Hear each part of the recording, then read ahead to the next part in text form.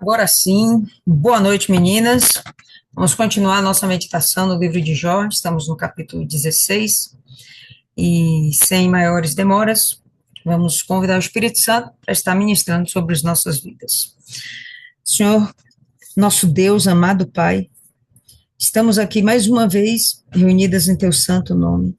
Estamos extremamente gratas, meu Pai, por essa oportunidade, porque a Tua palavra é o que nos sustenta de pé, é o firme fundamento da nossa fé.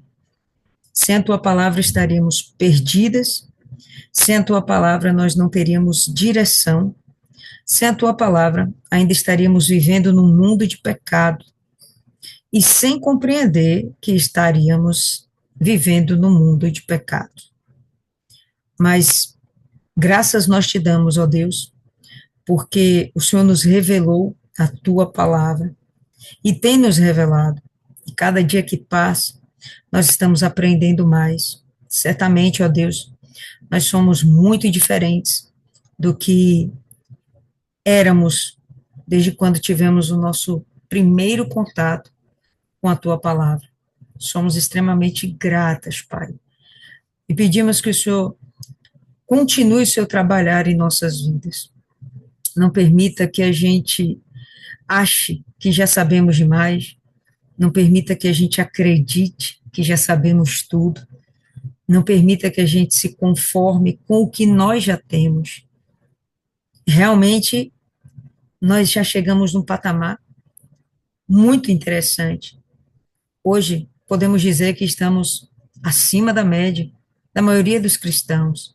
E isso não é para nossa vaidade, mas é um fato, é uma verdade. Mas também compreendemos que estamos muito aquém daquilo que devemos ser.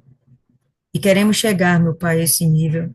Nós queremos chegar a essa condição de perfeição, de santidade. Nós queremos chegar, meu Pai, o mais próximo que pudermos do que o Senhor é. Queremos ser como o Senhor é, queremos ser como o Senhor nos fez para sermos. Então, coloque em nós, meu Pai, esse desejo ardente cada vez mais. Não deixe a gente se conformar com o que a gente já tem. Não deixe a gente acreditar que o que temos é suficiente. Molda a nossa mente, molda a nossa alma, molda a nossa vida, o nosso proceder, nosso comportamento, de acordo com a tua vontade. Seja, meu Pai, o nosso cabeça, seja o nosso líder, seja aquele que nos governa, que a gente não seja capaz de tirar o Senhor de dentro de nós, do trono que nós colocamos em nós para ti. Não permita que a gente novamente ocupe esse lugar. Nos ajude a mantermos a nossa humildade, o nosso reconhecimento de que nada somos e que dependemos totalmente de Ti. Nos ajuda, Espírito Santo. Precisamos do Senhor para que a gente não se perca em nós mesmos e, porventura, a gente possa acabar caindo nas nossas próprias concupiscências. Enfim, nos guarda, nos protege e, nesse momento, abra nossa mente, fala conosco. Em nome do Pai, do Filho e do Espírito Santo. Amém. E graças a Deus. Amém, pessoal. Então é isso aí. Jó 16. E vamos começar assim. Todo mundo ouvindo bem? O áudio tá legal aí, né? Deu uma melhorada. Vamos lá. A gente viu que no capítulo 15 há uma conversa, né? Há um diálogo, ou talvez até mesmo possamos dizer um monólogo, né? Da parte de do amigo de Jó, de Elifaz, conversando com Jó. E a gente já sabe que a retórica sempre a mesma, colocando em Jó culpas e pecados e falhas e erros, uma condenação, né? Colocando sobre Jó uma condenação, na expectativa de que Jó se arrependa, se renda a Deus e ele venha alcançar a sua libertação de todos aqueles problemas. Bom, e Jó, por outro lado, dentro daquilo que ele entende que é a verdade, sabe que ele é santo, íntegro, que ele é reto, que ele beira a perfeição e ele não vê o porquê dele estar vivendo todas essas dores, salvo pelo próprio desejo de Deus, pelos próprios desígnios divinos. Então, como ele não acha que isso é algo correto e coerente diante de um Deus tão grande, maravilhoso e amoroso, então ele fica toda hora contendendo com Deus. Isso incomoda os seus amigos. Incomodando os seus amigos, a gente vai ver que eles entram nesse bate-boca, como nós falaríamos no português bem dizido. Eles ficam num bate-boca, né? E agora a gente vai ver a réplica de Jó, ou a essa altura já é tréplica, né, para com ele faz, certo? E a gente vai ter assim. Então, Jó respondeu: tenho ouvido muitas coisas como estas. Todos vocês são consoladores que só aumentam o meu sofrimento. Que coisas são como estas? Acusações. Você pecou, você errou, você é um mentiroso, né? Você é um falador, você é orgulhoso, você é vaidoso, você é arrogante, você não tem temor, e por aí vai. Tenho ouvido coisas como esta. E quando vocês falam comigo, vocês só fazem acrescentar dores. De forma alguma, vocês estão me animando ou estão diminuindo o meu sofrimento. Estão fazendo justamente o contrário. Então, Jó, ele está muito pelo menos o que me passa nesse texto é que ele já está meio cansado, né? Ele já manifestou um momento de ira, de revolta, e agora me parece que ele está não só irado, mas ele está cansando desse jogo. Ele está cansando, ele está literalmente perdendo as forças. Não mais as forças físicas, isso parece que ele não tem faz tempo, mas as forças emocionais mesmo, aquilo que a gente arranca de dentro de nós quando é necessário que a gente tome atitude, que a gente vá em frente, que a gente conquiste, que a gente mantenha a nossa esperança. Pois bem, essa força dele parece que está sendo realmente minada, né? Minada. E certamente parte disso se deve não só à continuidade do seu sofrimento, que está se arrastando provavelmente há anos, vem se arrastando há anos, mas também porque aquelas pessoas que ele ama, normalmente nós amamos nossos amigos, né? Aquelas pessoas que ele ama, de quem ele esperava amor, em quem ele tinha uma expectativa de consolo, né, de aconchego, ele percebe justamente o contrário. A expectativa dele está sendo frustrada. A pessoa que está lá para lhe dar amor, na verdade, está terminando de ferroá-lo. E isso está sendo muito doloroso para ele, está deixando ele abatido demais, cansado. E ele fala: tenho ouvido muitas coisas como estas. Todos vocês são consoladores que só aumentam o meu sofrimento. Então, isso é uma antítese, né? O consolador é para diminuir o sofrimento. Bom, esses aumentam. Então, ele está fazendo realmente um jogo de palavras para afrontar os seus amigos, né? E dizer: poxa, vocês não estão prestando para nada. Será que não terão fim essas palavras vazias? Então, observa que, por mais que essas palavras dos seus amigos tenham sido de sabedoria, a gente viu, muitas dessas palavras foram de sabedoria, né? Pontos de vista diferentes, mas eram de sabedoria. E para Jó é como se não tivesse valendo de nada. A sabedoria deles era estutícia, era estupidez para Jó. Jó está pegando aquelas palavras e aquilo só está aumentando o seu infortúnio, né? Sua dor, seu sofrimento. Ele está deixando isso claro para os amigos. Imagina que você vai lá com a melhor das boas da boa vontade e você falar algo para a pessoa e a pessoa não te recebe bem. E pelo contrário, diz, pô, isso é estupidez que você está falando, cara. Tá louco, não tem nada a ver. É muito burro. Aí você também vai ficar abatido, né? Se você fosse lá com a melhor das intenções, tentar ajudar a pessoa, mas o que a pessoa falasse para você seria, não, não aceito nada do que você falou, eu acho que é uma extrema estupidez. Você também ia ficar chateado, né? Se coloca na situação aí, você ia ficar chateado. Tenho certeza que você já deu o conselho para alguém e a pessoa falou nada a ver. Você não está falando nada com nada, deixa estupidez, eu rejeito completamente o que você está falando, nem quero te ouvir mais, por favor, cala a boca. Tenho certeza que você já passaram por isso. E você ficou frustrado. Porque a sua expectativa é ela, pô, ele vai me ouvir, ela vai me ouvir, e ele vai mudar o comportamento. Ele vai cair na real. E não, parece que a pessoa simplesmente não compreendeu o que você ouviu. Expectativas. A expectativa da pessoa era ouvir uma palavra de consolo.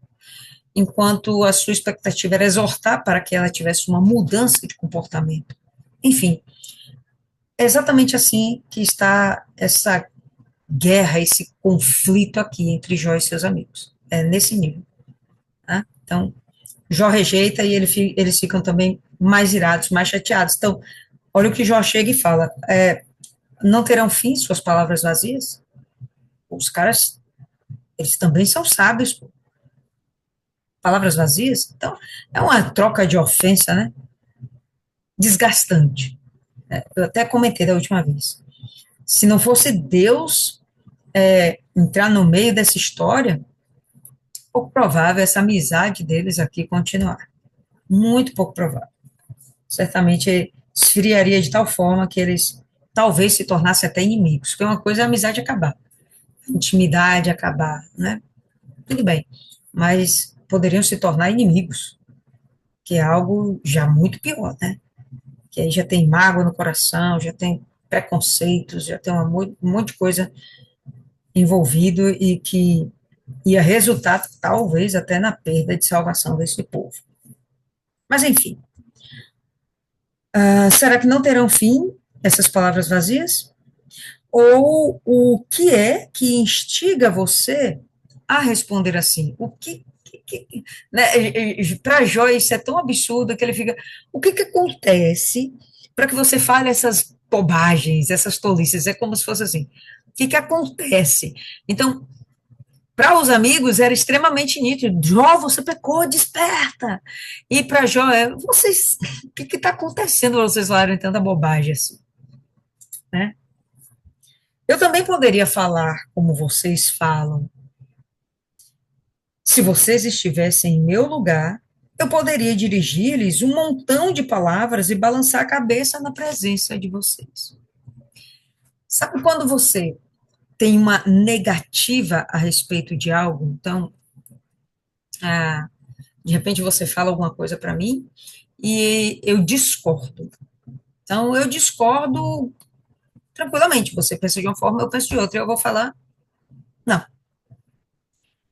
Mas, se eu discordar e eu ainda quiser te humilhar ou te desprezar e deixar isso muito claro, eu vou balançar minha cabeça e ainda vou baixar.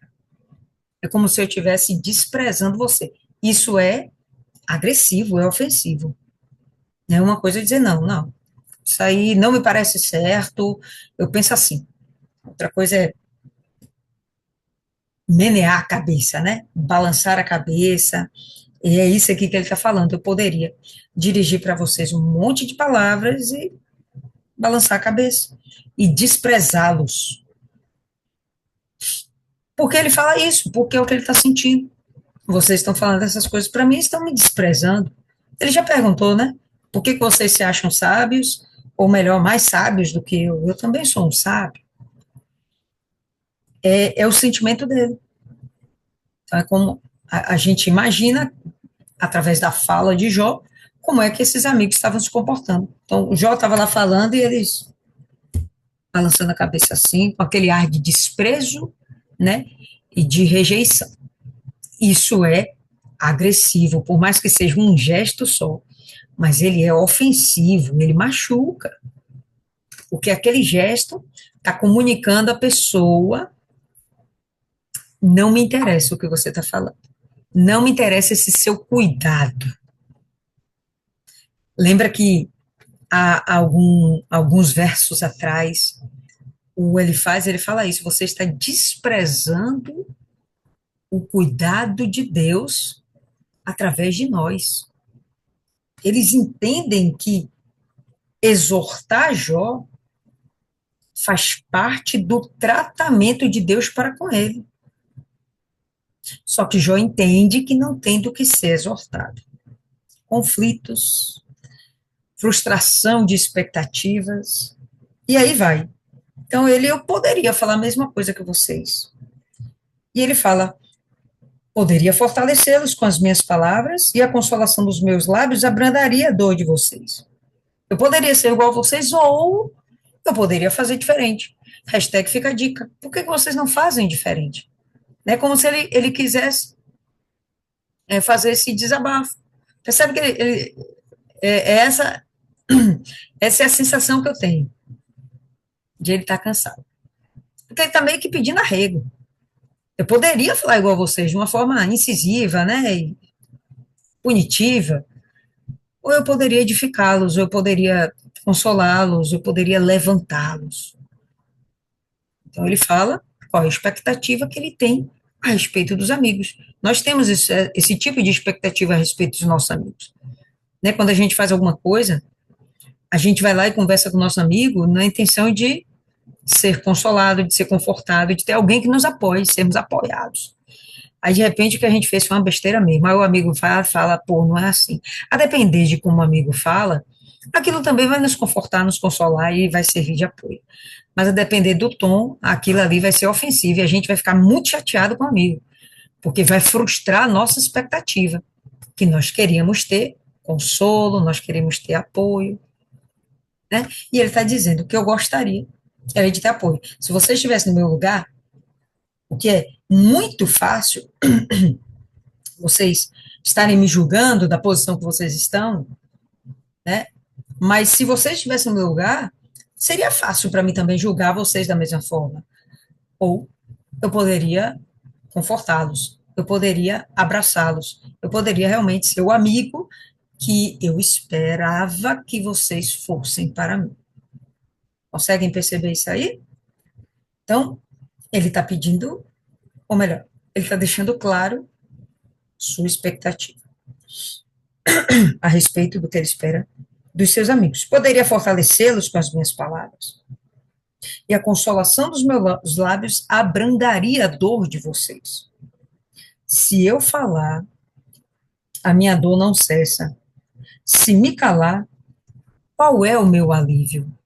Então, ele está dizendo que ele está num sentido, numa sensação, que se ele fala, não resolve. E se ele se cala, também não resolve. Se ele fala, os amigos contendem contra ele. Se ele se cala, aquela dor fica abafada e isso também não alivia a dor dele. Então, ele está numa situação, percebe, pô, eu tô sem saída. Não adianta eu falar, não adianta eu ficar calado, eu tô me lascando do mesmo jeito, tá muito doído isso aqui para mim, tá muito sofrido, eu tô exaurido, tá? Então, ele me parece que, assim, abre o coração. Parece que ele meio que baixa a guarda. E ele continua, na verdade, esgotaste as minhas forças, tu, ó Deus. Agora ele volta a conversar com Deus mais uma vez. Vamos lembrar, todo momento é bom lembrar, que Jó entende que é Deus quem está lhe causando tamanho sofrimento. Então, a conversa dele não é com seus amigos, não são os seus amigos que vão resolver o seu problema. A conversa dele é com Deus. E, ora, ele tenta convencer Deus da sua inocência, e a gente já viu que raras vezes, né, até aqui só uma vez, ele pede ajuda, muda minha sorte, muda a minha situação. Mas a maior parte das vezes ele sempre falando, não sei por que que o senhor está fazendo essas coisas comigo, mas o senhor está sendo muito perverso, o senhor está sendo muito malvado, né? E ele vai falar exatamente isso agora. Na verdade, esgotaste as minhas forças. Tu, ó Deus, destruíste toda a minha família. É interessante ele fazer essa correlação, porque a ideia de família, ela nos remonta uma, uma ideia de um porto seguro, de algo que lhe traz equilíbrio, que lhe traz conforto, que lhe traz alguma é, solitude, algo sólido, algo onde você vai achar suporte, apoio. Então, a ideia da família é de algo que te mantém firme, te mantém forte. Qualquer uma de nós aqui, quando passou por um perrengue na vida, foi lá para o colo da mãe para chorar.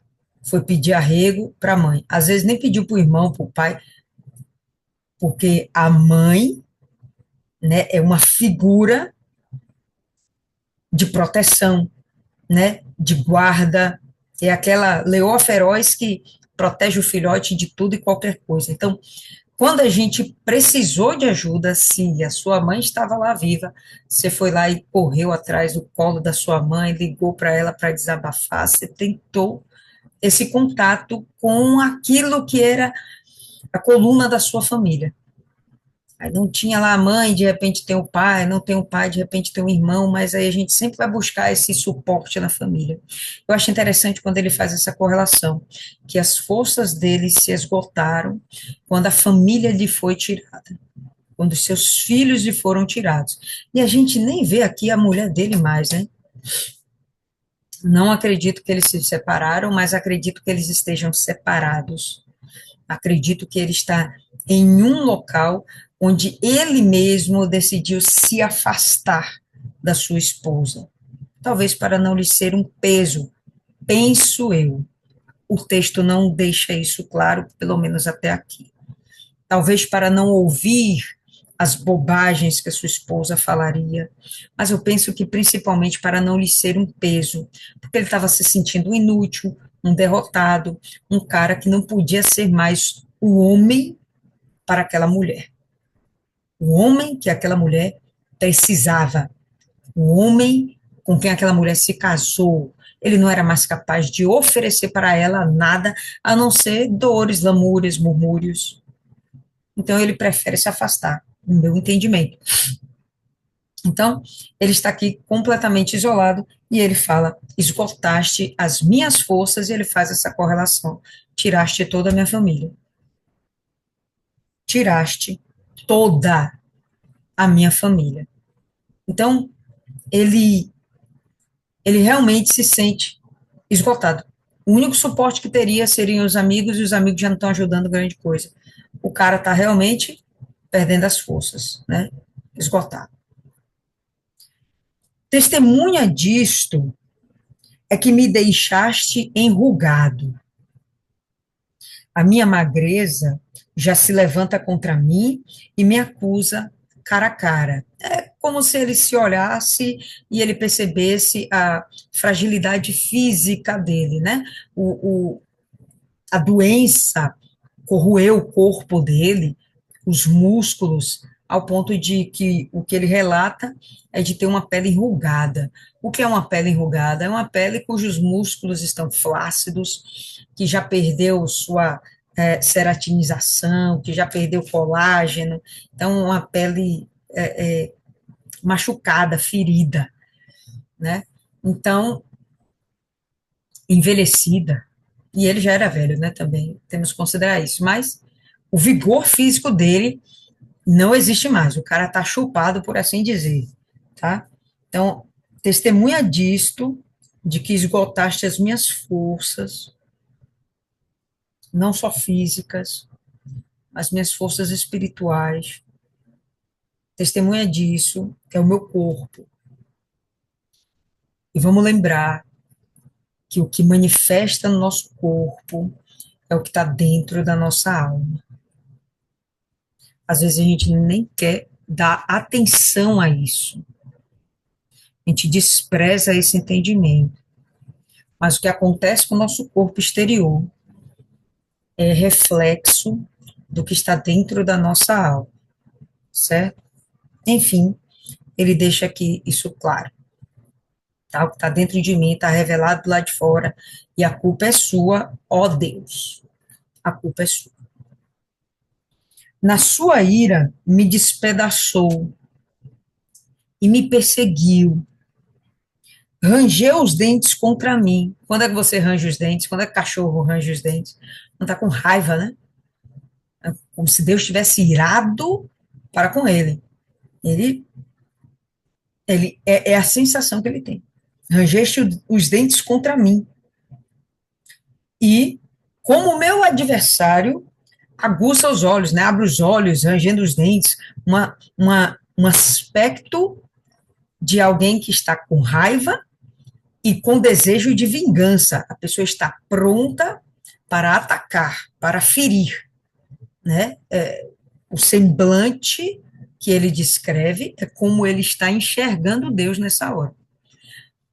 Não tem momentos que você pensa nas coisas e a sua mente cria as imagens dessas coisas, né? Se eu falar aqui, nossa, que flor cheirosa, você não vai imaginar desenhar o cheiro, mas você vai desenhar a flor na sua mente, você vai desenhar a cor dessa flor, de acordo com o que você acha que é agradável, cheiroso. Você vai desenhar a fumacinha saindo da flor, como se fosse o cheiro dela exalando. Então, as coisas que nós pensamos, nós damos imagens a elas, ainda que fiquem aqui dentro da nossa mente. Ele aqui não está só deixando na mente, ele está colocando para fora. A imagem que ele tem de Deus, o que ele pensa a respeito de Deus, é de alguém vociferando com raiva, com ira, com desejo de vingança contra ele. Um aspecto bem macabro, né? Um aspecto bem macabro para um Deus que é justo e para um cara que não cometeu injustiças. Vamos lá. Homens abrem a sua boca contra mim. Que homens eram esses? Seus amigos. Homens abrem a sua boca contra mim. Com desprezo me esbofeteiam. Esbofeteiam com a mão? Com desprezo. Aquele gesto que eu falei com vocês, de ó, você está falando e a pessoa está desprezando. E aquilo é ofensivo, machuca, magoa. Então, homens com desprezo me esbofeteiam. Magoa de tal jeito, parece que eu tomei um tapa na cara. E um tapa na cara, diga-se de passagem, como é que é? Um dos gestos mais agressivos e ofensivos que um ser humano pode infligir a outro. Né? Tem coisas horrendas que seres humanos podem fazer a outros, mas o tapa na cara está lá encabeçando as coisas horrendas, né? Uma forma de humilhação que um homem pode infligir a outro homem. E aí ele fala, com desprezo me esbofeteiam, todos se juntam contra mim, estou sozinho, estou isolado, estou sozinho. Deus me entrega aos ímpios. Mais uma vez, a culpa é sua, viu, Deus? É o Senhor que está me entregando para essas pessoas. O Senhor as trouxe até mim para que elas continuassem me martirizando, cumprindo em mim o ódio que o Senhor tem de mim, usando essas pessoas. Ele sempre botando a culpa das suas mazelas na conta de Deus. Deus me entrega aos ímpios e me faz cair na mão dos perversos. E quando ele fala isso, ele está chocando também os amigos, chamando o quê? De ímpio, de perverso, sendo que o amigo está lá com a melhor das intenções e ele não se considera ímpio e perverso. O amigo se considera gente boa, 10, preocupado, amoroso. Perspectivas. Eu vivia em paz, porém ele me esmagou, pegou-me pelo pescoço e me despedaçou. Ele fez de mim o seu alvo. Culpa sua, Deus. O Senhor acabou comigo. As suas flechas me atingem de todos os lados. Atravessa os meus rins e não me poupa. Derrama o seu fel, o meu fel, sobre a terra. As suas flechas me atingem de todos os lados. Não tem um momento que esse homem tenha um segundo de paz, um milímetro de paz, uma grama de paz. Não tem. Todos os lados ele está sendo afligido de alguma forma. Atravessa-me os rins. Eles consideravam, pessoal, que os rins, a gente vai ver os rins sendo citado muitas vezes na Bíblia, especialmente no Antigo Testamento, porque eles acreditavam que os rins estavam no centro do corpo, né? E se a gente for olhar a cabeça ao pé, parece que os rins realmente estariam no centro do corpo.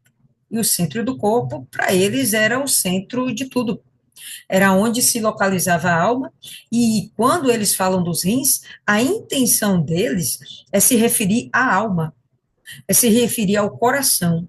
O que nós hoje apontaríamos, né, para o que está no nosso peito, eles apontavam para o que estava no ventre deles. O rim, inclusive, ele é revestido de gordura. É como se fosse a parte mais protegida do corpo humano, para o entendimento que eles tinham na época.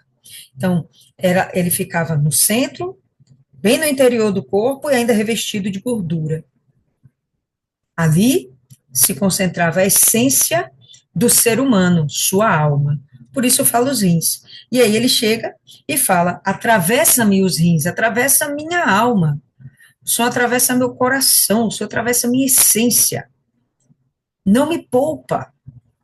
Derrama o meu fel sobre a terra. Aí é como se todas as suas entranhas estivessem sendo expostas. Ele revela a sua fragilidade, né? Ele demonstra a sua destruição física. Ele já falou que o corpo dele revela isso. Mental, ele está falando que está cansado. Espiritual, a alma dele está esfacelada, tá? Ele me fere com golpes e mais golpes. Arremete-me contra mim como um guerreiro.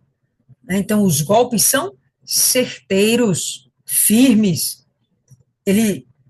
Deus consegue golpeá-lo e alcançar o seu objetivo, destruí-lo, fazê-lo sentir dor. Deus está conseguindo fazer o que ele quer. Segundo a visão de Jó a respeito do comportamento de Deus para com ele. Costurei uma roupa feita de pano de saco sobre a minha pele e enterrei o meu orgulho no pó. A ideia do pano de saco é uma ideia de humilhação.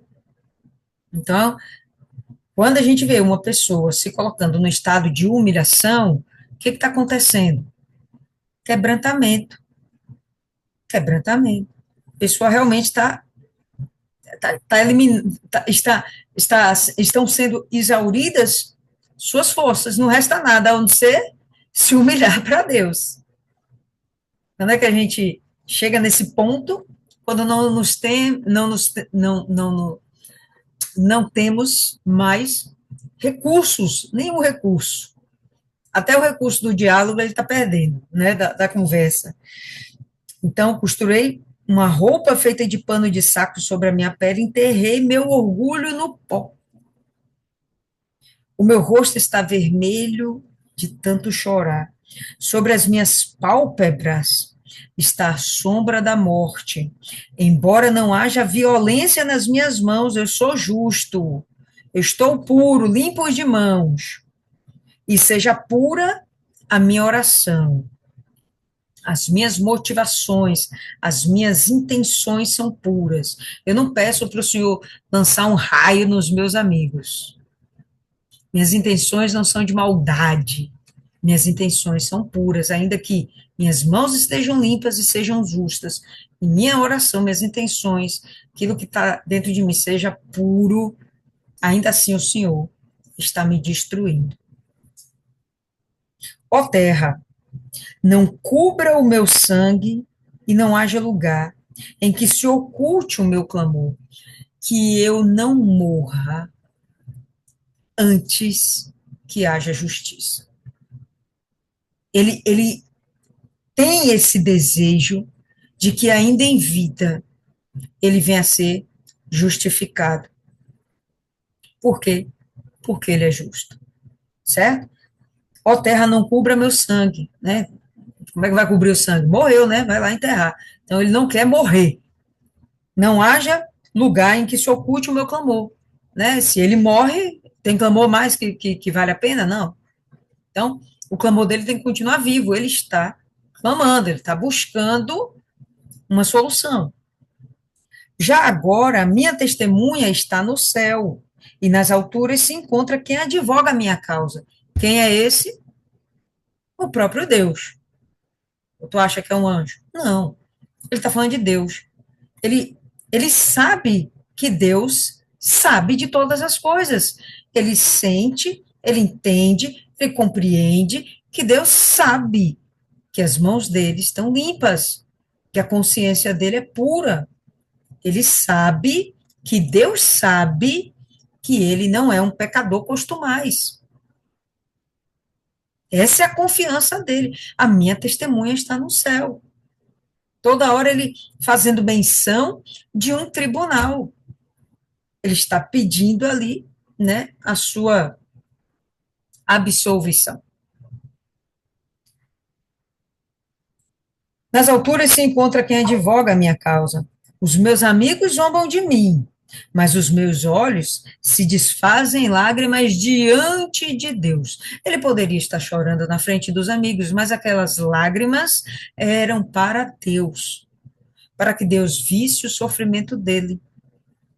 O que ele ia falar mais com Deus? Ele já falou coisa pra caramba, né? Então, que as minhas lágrimas falem por mim, que elas sejam capazes de exprimir o que eu não consigo mais falar. Meu rosto está vermelho de tanto chorar. As minhas lágrimas estão diante de Deus. Para que ele mantenha o direito do homem contra o próprio Deus. Né? Então, para que Deus me assegure, me preserve o direito de me apresentar diante dele e dizer: eu sou justo, de advogar a favor da minha própria causa. Para que ele mantenha o direito do homem contra o próprio Deus e o do filho do homem contra o seu próximo. Que eu tenho o direito de mostrar para os meus amigos que eu não sou o pecador que eles pensam que eu sou, que eu não sou essa desgraça que eles pensam que eu sou, eu não sou essa miséria, eu não sou esse falso, esse mentiroso, eu não sou o que eles estão dizendo.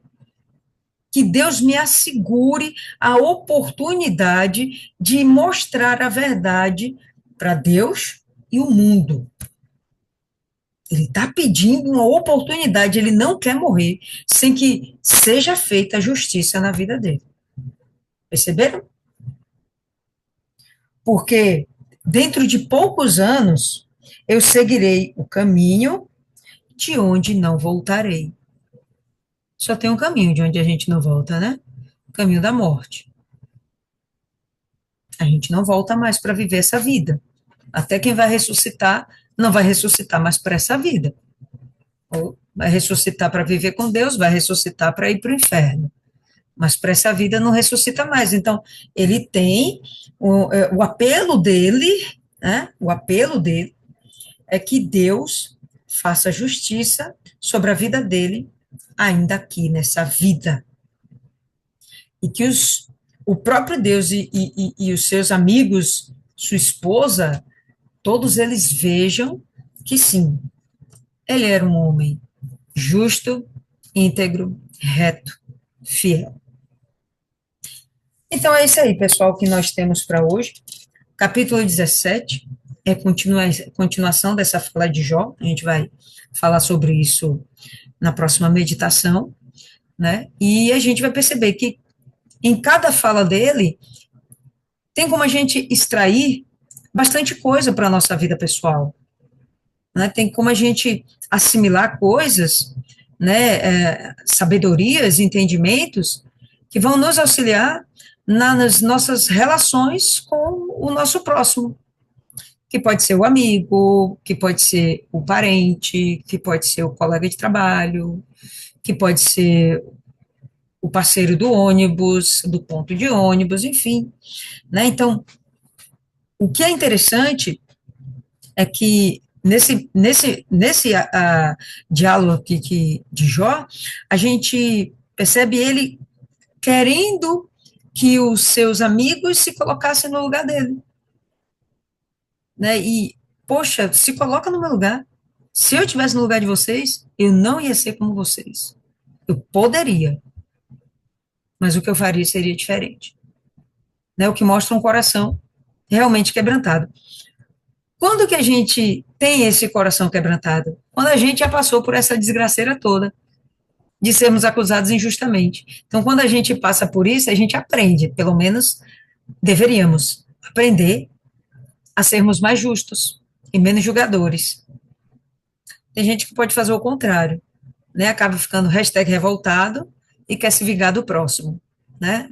A próxima vez, quem vai fazer esse papel de acusador sou eu, né? Da próxima vez, quem vai sair pisando sou eu. Mas o que é bem legal aqui a gente observar é que a gente realmente deve ter essa empatia, né? Jó, ele está buscando, ele está apelando para isso, para uma empatia. Poxa, se coloca no meu lugar, por favor, e me oferece aquilo que eu preciso, é consolo, é apoio, dá um carinho aqui, por favor, coça minhas costas, não estou alcançando, tá? Para de falar bobagem, fala uma coisa, canta uma música para mim, ou então só fica em silêncio, sua companhia me basta, né? Se a gente tiver essa, como é que eu falo? Não é dádiva, característica, não é o que eu quero falar, mas essa capacidade de se colocar no lugar do outro, talvez a gente repense as nossas falas, as nossas atitudes, talvez não, com certeza a gente vai repensar nossas falas, nossas atitudes, e vamos evitar muitos conflitos. Vamos relembrar, eles eram amigos, pessoal. Os caras não vieram lá do fim do mundo para consolar Jó, porque odiavam Jó. Os caras vieram do fim do mundo porque eles amavam a Jó. Eles eram amigos, mas por maus entendidos, isso aqui está virando um conflito terrível. Ao ponto de Jó já está perdendo as suas forças. Se existia alguma coisa que poderia dar a ele uma esperança, não, alguém vai me ajudar, não tem, não tem. As forças dele estão sendo completamente minadas, tá certo? O que fica aí para vocês? Se alguém tem algo a dizer, fica à vontade, pode falar. Quem começa? Pode falar, dona Rosa.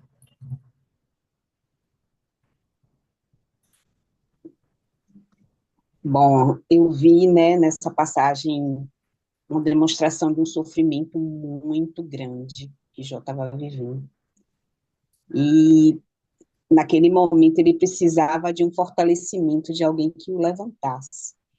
E o que ele foi com essa expectativa para os amigos, e o que ele recebeu foi totalmente diferente.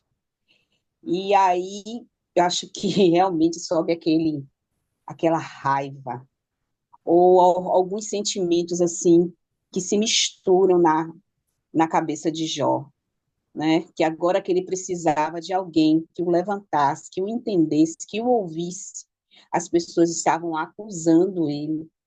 As pessoas não pararam nem para pensar como era Jó lá atrás. Ele era como, para poder analisar se realmente o cara pecou ou não. Já foram acusando, né, tentando exortar e de uma maneira muito forte, que machucou, que feriu. É como se você revirasse a ferida ali, ó, tivesse, o cara já está ferido, aí eu vou lá, com a tesoura e vou futucar mais aquela ferida. E o cara está totalmente derrotado. E ele não tem mais o que fazer. Então, eu fiquei assim me colocando agora nesse momento no lugar dele.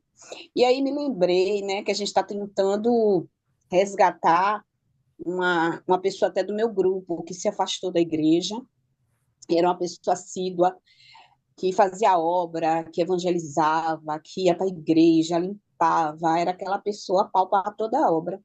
E de repente ela se afastou da igreja, nunca mais foi para a igreja, e a gente ligando, ela não atendia a ligação, não atendia o zap, nada, né?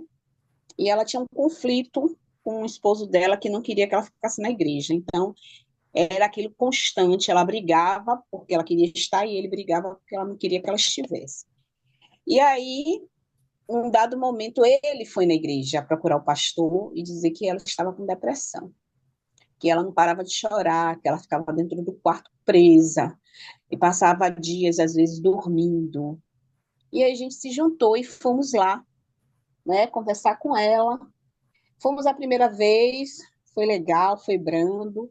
As meninas foram conversaram de uma forma mais branda. E aí ela não voltou. E aí foram na segunda vez. E na segunda vez, aí eu me lembrei que foi dessa forma aí que os amigos fizeram com Jó e tentaram fazer uma exortação com ela. E ela dizia assim, como é que você... A gente perguntava, como é que você está? Ela falava, eu estou bem, eu estou muito bem. Aí a menina, como que você está bem se você não está indo para a igreja? E ela, por que que eu tenho que ir para a igreja? Eu oro todos os dias, ouço meu louvor, eu estou muito bem. E aí, numa dessa conversa, aí teve uma das meninas foram muito dura com ela.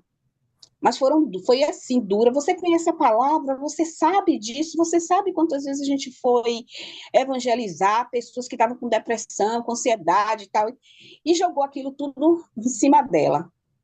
E eu saí com aquilo na minha cabeça e disse assim, aí veio o estudo de Jó. Eu disse assim, meu Deus, o que foi que fizeram?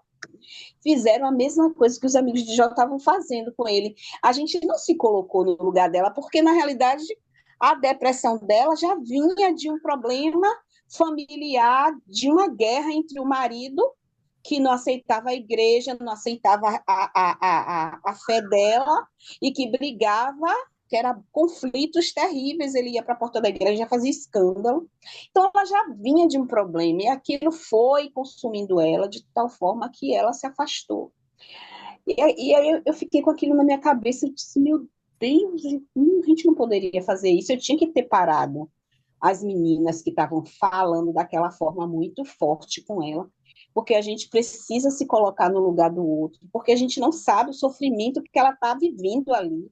E ela está se sentindo só, então a gente tem que ser a mão que levanta, não a mão que derruba, e foi o que os amigos de Jó estavam fazendo. Ao invés de levantar ele, estava destruindo, acabando de destruir o cara.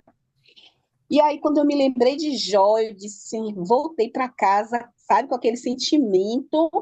Passei a noite, orei, busquei de Deus, e de manhã cedo eu entrei no WhatsApp dela, e aí eu comecei a conversar com ela, e fui, e acabei que, graças a Deus, ela sentiu um fortalecimento, e ela, quando foi nesse mesmo dia, ela foi para a igreja, e quando ela saiu da igreja, ela foi lá para casa, e ela passou a tarde comigo, e a gente conversando, e aí eu disse a ela, você precisa entender que aí, mas eu oro, eu busco, Deus é comigo, Dona Rosa, eu busco Ele todos os dias, eu ouço louvor, tal, eu disse, eu vou te explicar algo que Deus colocou no meu coração. Existe o corpo de Cristo e a cabeça é Jesus, e nós somos o corpo. O nosso corpo precisa estar completo. Nós temos mãos, temos pernas, temos tudo nos nossos órgãos. Se faltar um braço ou se faltar uma perna, a gente fica capenga, né? Isso ela falou, é. Eu disse, então, se falta você congregar, que é o que te fortalece, você está como? Ela capenga. Eu disse, então pronto. Então você precisa restaurar o seu corpo para que Deus, para que Jesus, que é a nossa cabeça, lhe guie e você possa se reerguer. Aí ela ficou assim me olhando, e aí eu fui conseguindo que ela parasse, pensasse e voltasse para a igreja. E aí ela tá aos pouquinhos. Aí eu disse às meninas, não precisa vocês ficarem indo lá, deixe porque Jesus está trabalhando. Quando ela sente vontade, que ela sente algo, ela fala comigo. Aí eu converso tal. Ela tá voltando aos pouquinhos. Eu disse, não adianta a gente ficar empurrando, não é para empurrar, ela tem que vir pela vontade dela, pela necessidade dela. Aí eu falo com ela. Você sente saudade de evangelizar? Ela, muito. Você lembra quando a gente evangelizava? Ela, lembro. Você lembra que eu faço sopão e você participa, a gente pega, dá o sopão para os moradores de rua, dá a palavra. Como é que você sai? Ela, eu saio feliz. Então, eu fui trazendo a lembrança dela de coisas boas que, que Deus traz para nós, que é algo íntimo. E aí ela foi se levantando, e eu aí me aliviei, porque eu disse, meu Deus, a gente estava fazendo errado. E essa passagem de Jó é que trouxe isso para mim, é que me faz refletir cada vez que eu abro minha boca para falar algo, né? Porque a gente é carne e muitas vezes a gente quer debater, né? Você tem seu ponto de vista, eu tenho o meu ponto de vista, mas eu vou falar ali que meu ponto de vista é mais importante do que o seu, que eu estou certa. E aí eu retorno e volto e me calo. Eu disse, ó, então assim, ó, são as experiências que fazem com que a gente reflita mais, né? São essas palavras, são esses estudos que fazem também com que a gente pare para pensar a quem a gente vai direcionar uma palavra, o que a gente vai falar, porque a gente pode ferir, a gente pode machucar. Então, foi isso que eu entendi. Bacana, excelente aí o exemplo que a senhora trouxe, porque a gente faz isso muito, entendeu? Quando a gente vai buscar, então, aquele que é afastado, a gente tem uma tendência de falar isso aí, falar palavras duras, de chegar e jogar na cara, nossa, já conhece, já sabe. E não são coisas erradas, o que a gente está falando não é errado, porém, provavelmente não vai ser bem recebido. Provavelmente não vai ser bem recebido. Então, se a gente quer ter êxito, né, na nossa empreitada, se a gente realmente quer alcançar aquele coração, quer alcançar aquela alma, a gente vai ter que adequar o nosso discurso. Então, se é para a gente levar uma palavra de consolo, vamos falar, vamos deixar de falar a verdade? Não dá para deixar de falar a verdade, mas vamos tentar falar a verdade de uma forma bem branda, bem suave, né? É o que a pessoa no momento vai suportar, porque se ela receber uma, uma, uma tacada, ela vai devolver outra, e mais intensa. É sempre assim, né? E aí a sua intenção, sua decisão, a sua reação vai ser devolver duas tacadas. E vai ficar nesse jogo. E aí ninguém ganha, só o capeta, né? Miserável. Milene,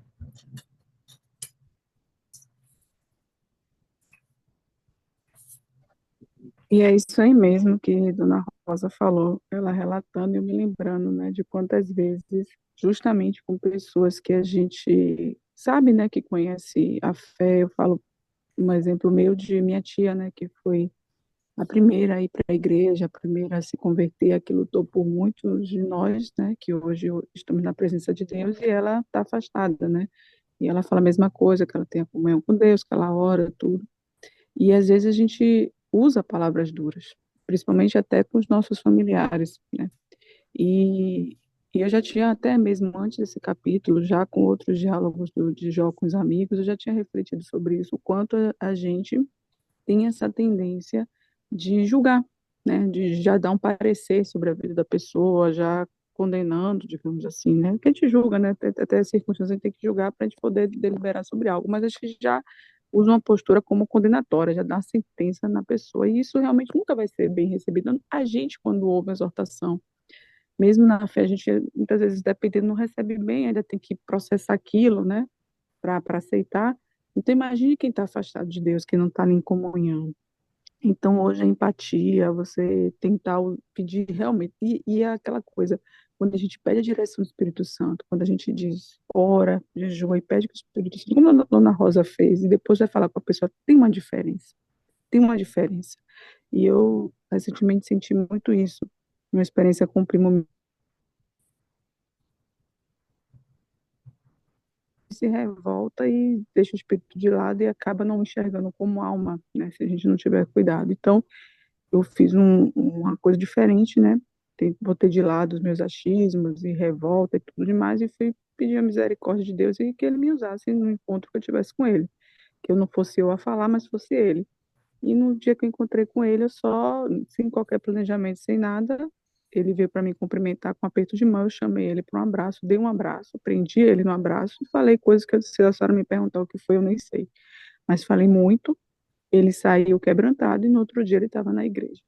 Então, não é a gente, a realidade é quando a gente faz a prévia, quando a gente se consagra, quando a gente se santifica, quando a gente se separa e se coloca à disposição, é diferente.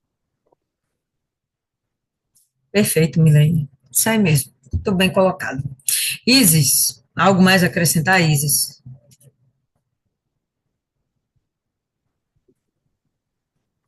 Então, abaixar a visão. Olha, eu venho refletindo sobre Jó o tempo todo. Eu acho que realmente é um livro complexo, mas me veio à memória o exemplo de Naamã.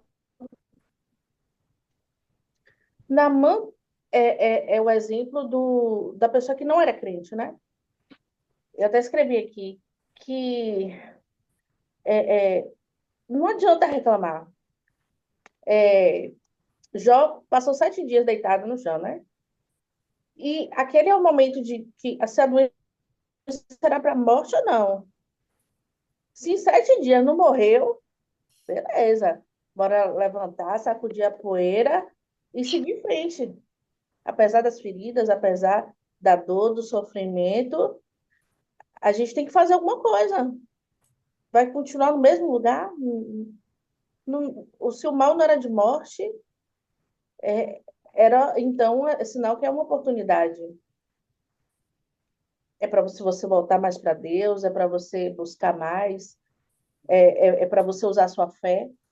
E eu assisti um vídeo hoje que dizia justamente isso. Tem muita gente que é crente, mas não tem fé. E a gente vê muito isso na igreja.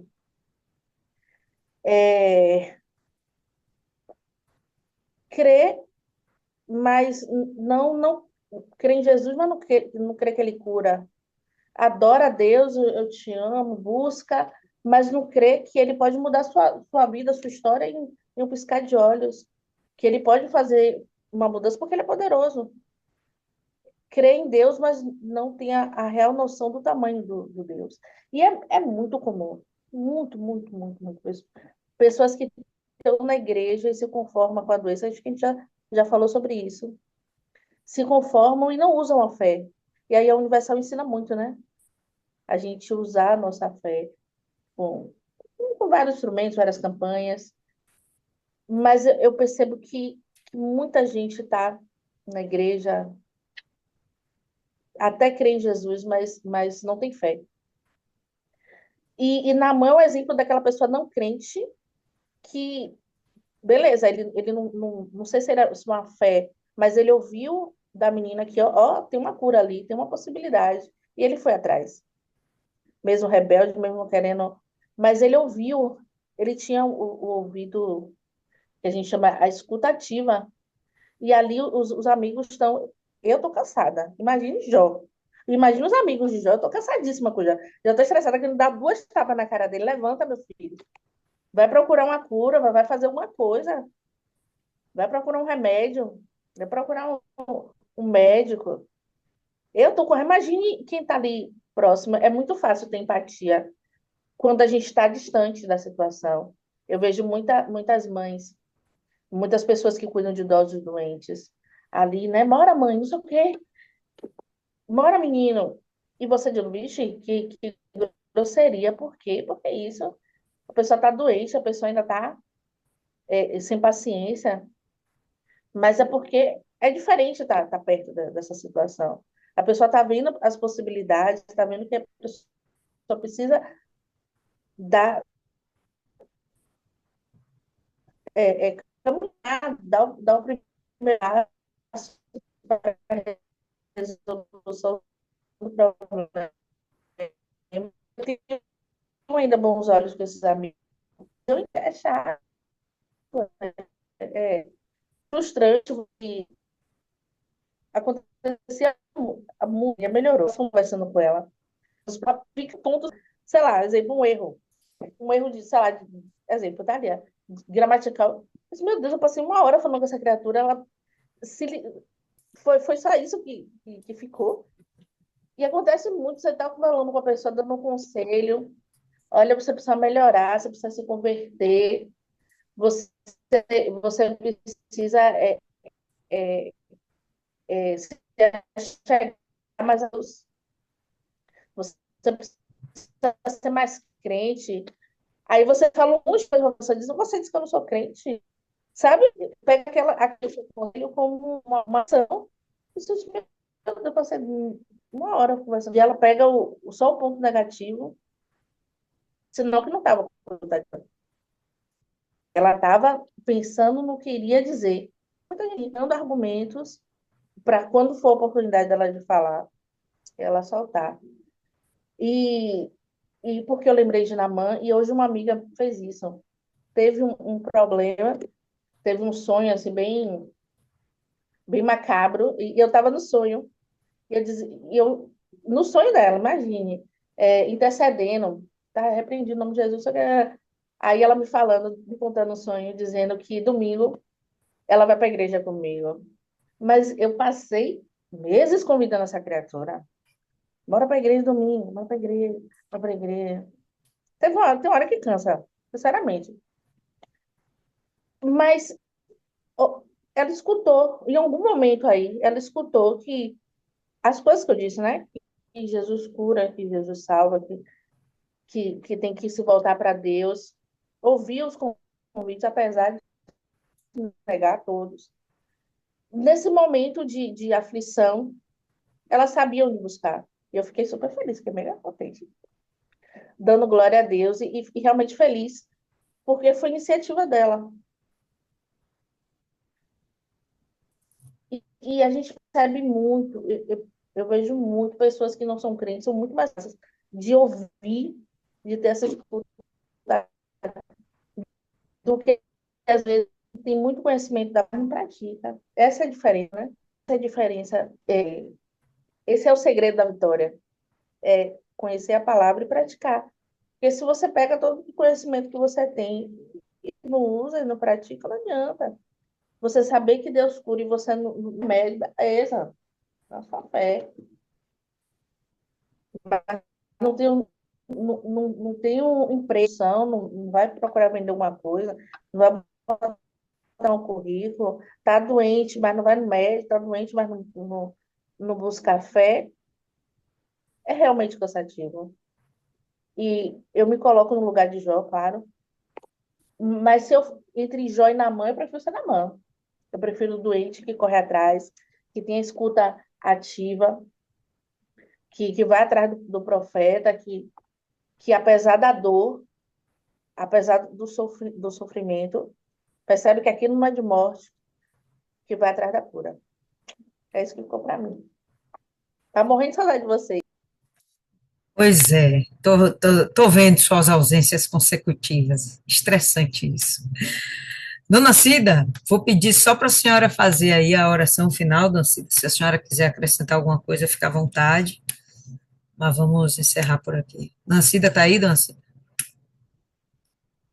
Dona Cida estava fazendo mingau, gente. Ó, aí. Ô, Jesus. Ah, não. Tá aqui, estava aqui. Acrescentar um pequeno detalhe, que a gente, como evangelista, a gente tem que se colocar no lugar, né, daquela pessoa que a gente está evangelizando, ou então que se desviou, né? Principalmente, como a dona Rosa falou, da depressão. Depressão é coisa séria. Então, a gente tem que falar com aquela pessoa, não que a gente vá passar a mão pela cabeça dela, porque ela já conhece a palavra, mas a gente tem que ir com palavras amenas, né? Não tá, porque isso, porque aquilo, não, questionando. A gente tem que pegar e levar aquela pessoa, tentar levar aquela pessoa de volta, né, para Jesus. Porque quem já teve depressão sabe, eu mesmo já tive depressão, já tive síndrome do pânico, já tive um bocado de coisa. Então, a gente tem que, como evangelista, a gente tem que aprender, né, a se colocar na, na coisa da outra pessoa. Como aqui Jó mesmo, se fosse ele que estivesse no lugar do amigo, se fosse ele que estive, o amigo dele, né, ele não falaria o que os amigos falaram. Foi isso que eu entendi para mim. Então, a gente tem que, se a gente vai a uma pessoa sofrida, a gente tem que pegar aquela pessoa e tentar levantar, e não tentar pisar mais no sofrimento daquela pessoa. Aquela pessoa está precisando de alguém que dê uma palavra de conforto, principalmente Jó. Eu sou, assim, apaixonada pela história de Jó, porque foi um homem sofredor, né? E que, apesar de falar, né, que pensar que foi Deus que fez isso tudo, Deus permitiu, né? Por ele não conhecer Deus, foi que ele não foi logo com a faca no maligno. Então, naquele tempo ali, não tinha, né, isso que a gente entende, né? O que a gente sabe, quando acontece alguma coisa, a gente já vai logo com a faca no miserável, né? Que a gente pega ele pelo rabo, roda e manda ele para o inferno. Então, é isso. Vamos. Tá certo, Danci. Então vamos orar aí. Meu Deus, meu eterno Pai, grandioso, El Shaddai, maravilhoso. Eu te peço, meu Pai, dá discernimento a gente, meu Pai, para quando a gente chegar diante das pessoas que esteja precisando, meu Deus, que a gente tenha palavras, meu Pai, para falar com ela, que a gente possa, meu Deus, acrescentar cada vez mais, meu Pai, o Senhor na vida delas. Pai querido e Pai amado, eu te peço, meu Deus, desde já, pelas almas que vamos levar, meu Pai, na concentração de sábado, que elas saiam dali, meu Pai, preenchidas com o teu poder. Arranca, meu Pai, as escamas dos olhos dessas pessoas, meu Pai, porque elas não sabem, meu Pai, como o Senhor é grande, como o Senhor pode tirar todas as amarguras da alma, como o Senhor pode limpar, meu Pai. Então, aquelas pessoas acham, meu Deus, que servir a alguém que ela acha que faz algo por ela, que é bom. Não, Senhor, desvenda, meu Pai. Ó, mostra para ela, meu Pai, os teus mistérios, Senhor. Como o Senhor mostrou para a gente e vem mostrando cada dia mais. Ó, Pai, eu estou tão maravilhada por esse dia, meu Pai. E que as minhas almas, meu Pai, saiam de lá erguidas, meu Pai, com vontade de te servir, Senhor, assim como eu e como todas as pessoas que vão levar almas ali, Senhor.